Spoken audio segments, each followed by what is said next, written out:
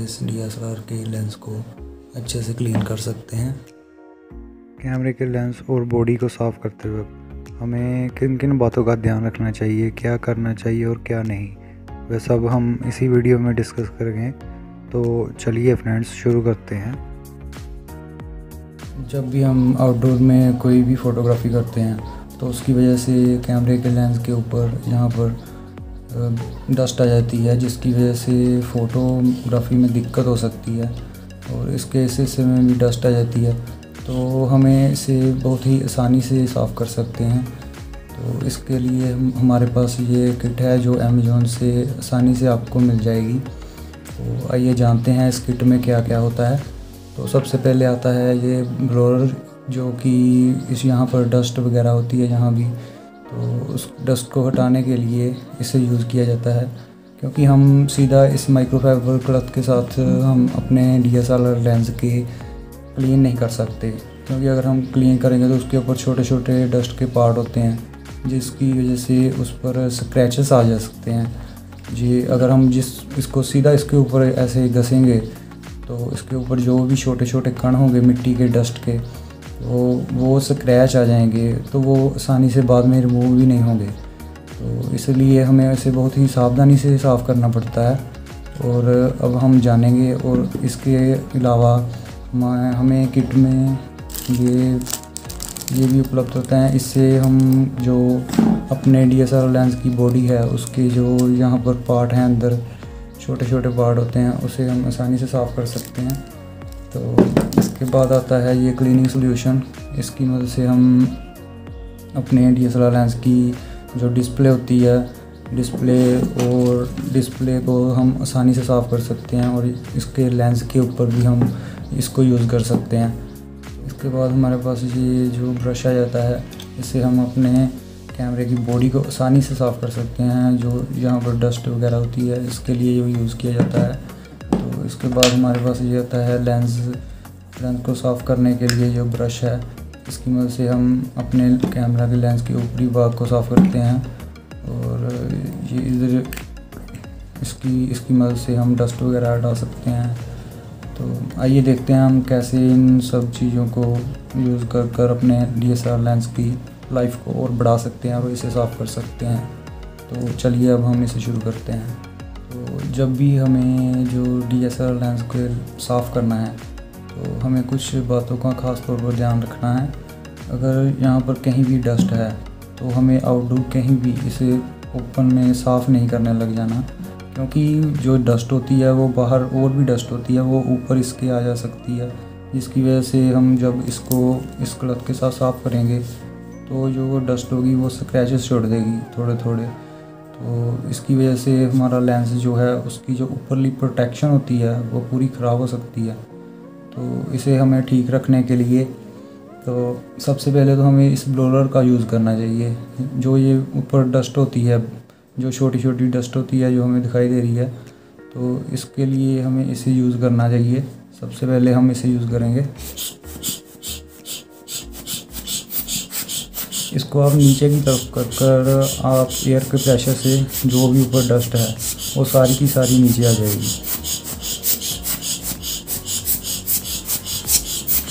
तो इसे ये अब देख सकते हैं आप, जो भी डस्ट थी वो सभी की सभी चली गई है। तो इसके बाद हमें इस कैमरा पेन, जो लेंस पेन है, इसकी यूज़ करते हुए हमें जो इसके ऊपर जितनी डस्ट है उसे ऐसे करके साफ़ करना है।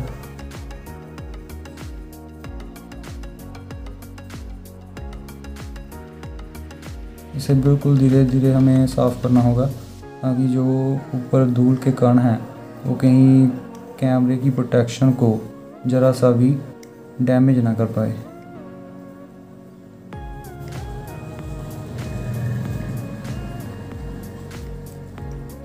तो आप देख सकते हैं अब ये बिल्कुल साफ़ हो चुका है। इसके बाद हमें जो ये ब्रश है, इसकी मदद से हमें कैमरा लेंस के इस पार्ट को हमें खोलना है, और यहाँ पर जो डस्ट आ जाती है वो अंदर जा सकती है, तो हमें सबसे पहले उसे साफ़ करना है।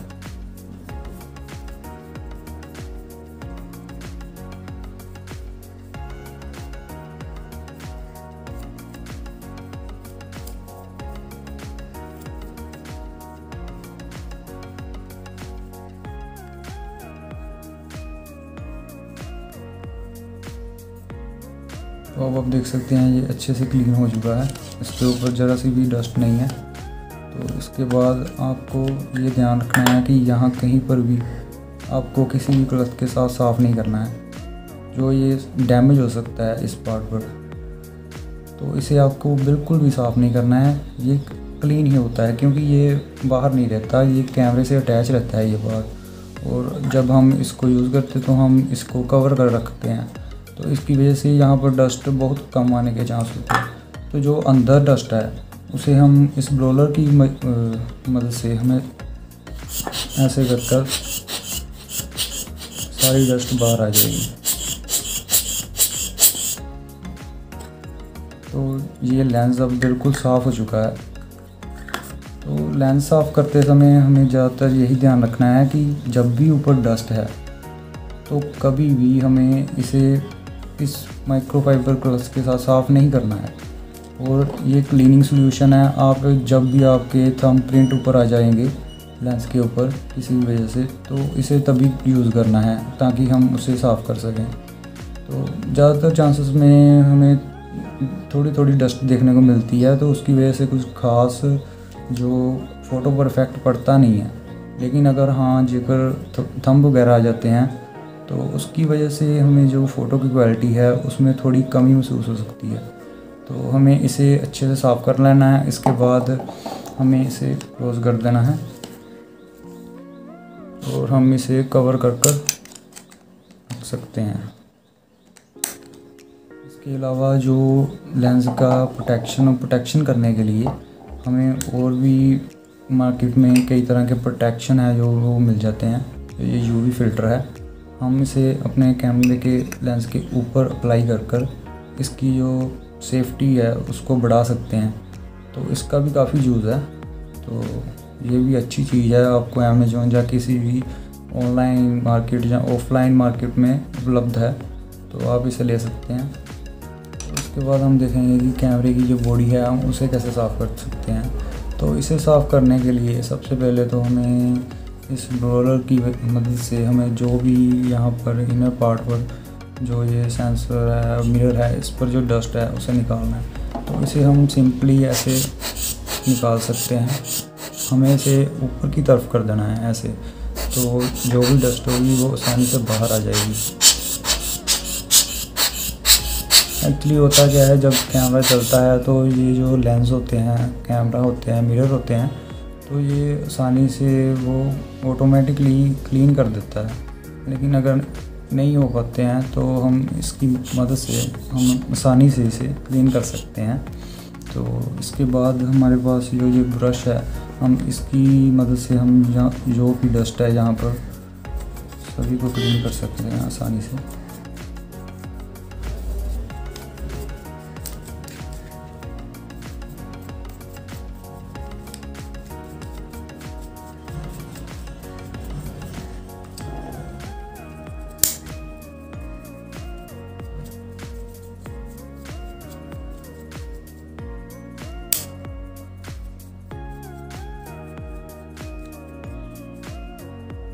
अच्छे से इसे सबको क्लीन करना है। और जो हम इस फ्लैश सेक्टर में है जो भी है, यहाँ पर भी डस्ट हो सकती है, तो हमें इसे भी अच्छे से क्लीन कर देना है।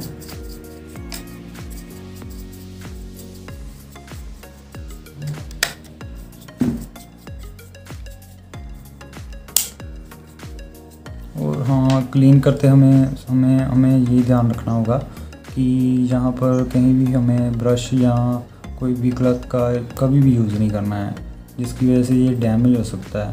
तो यहाँ पर जो हमें क्लीन करने की बिल्कुल भी ज़रूरत नहीं है, सिर्फ हमें ये डिस्प्ले वाला पार्ट, जहाँ पर सेंसर वगैरह, ये फ्लैश, इस एरिया को साफ़ करना है। हाँ, ये बैटरी वाला एरिया हमें इसे भी साफ़ कर लेना चाहिए।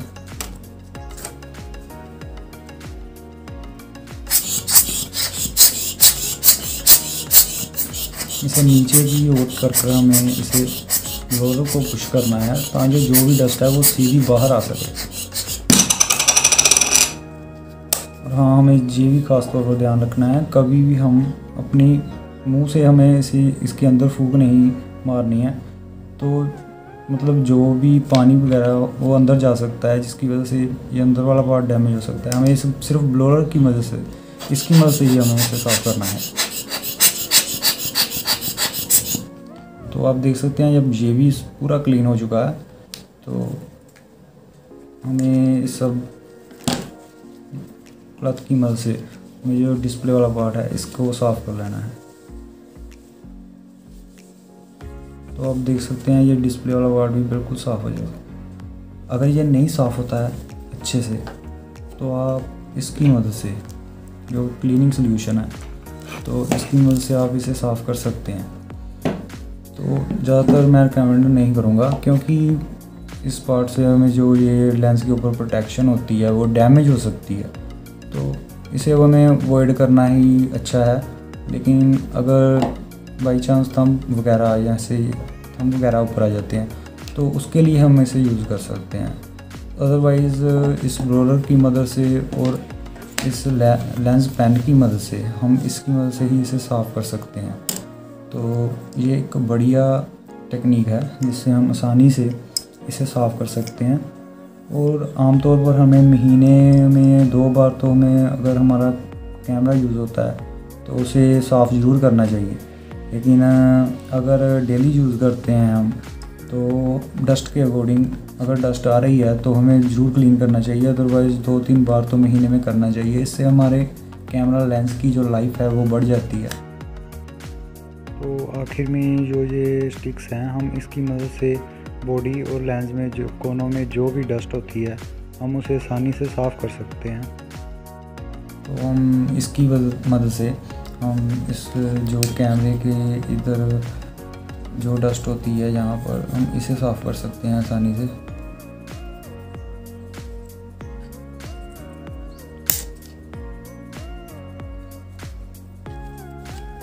यहाँ पर भी हम साफ़ कर सकते हैं बैटरी वाले एरिया में।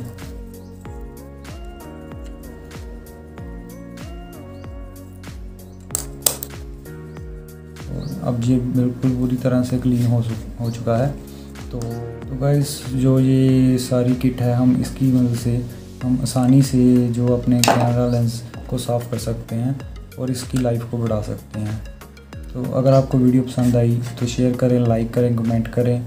वीडियो देखने के लिए धन्यवाद।